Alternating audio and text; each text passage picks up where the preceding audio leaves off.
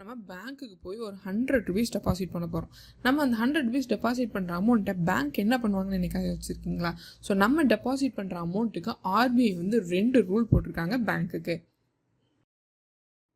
ஒன்று வந்து cash reserve ratio, இன்னொன்று வந்து ஸ்டாச்சுட்டரி லிக்விடிட்டி ரேஷியோ. ஸோ நம்ம பேங்க்கில் இப்போ 100 ருபீஸ் டெபாசிட் பண்ணியிருக்கோம் அப்படின்னா அதில் இருந்து ஒரு 4 ரூபாய் மட்டும் என்ன பண்ணுவாங்கன்னா கேஷ் ரிசர்வ் ரேஷியோவாக எடுத்து லிக்விடிட்டியை கண்ட்ரோல் பண்ணுறதுக்காக ஆர்பிஐ கிட்ட பேங்க் கொடுத்துருவாங்க. ஸோ இது மொத்தமாக மெயின்டைன் பண்ண போகிறது யார் அப்படின்னா ஆர்பிஐ மொத்தமாக கேஷில் கொடுப்பாங்க ஆர்பிஐ கிட்ட. ஸோ ரெண்டாவது வந்து ஸ்டாச்சுட்டரி லிக்விடிட்டி ரேஷியோ. ஸோ இப்போ 100 ருபீஸ்லேருந்து 18 ருபீஸை மட்டும் எடுத்து கோல்டாவோ இல்லை கவர்மெண்ட் செக்யூரிட்டியாவோ இல்லை கேஷாவோ வச்சுப்பாங்க எமர்ஜென்சி பர்பஸ்க்காக. ஸோ ரிமைனிங் இருக்கிற 78 ருபீஸை தான் பேங்க் வந்து கஸ்டமருக்கு லோனாக கொடுப்பாங்க.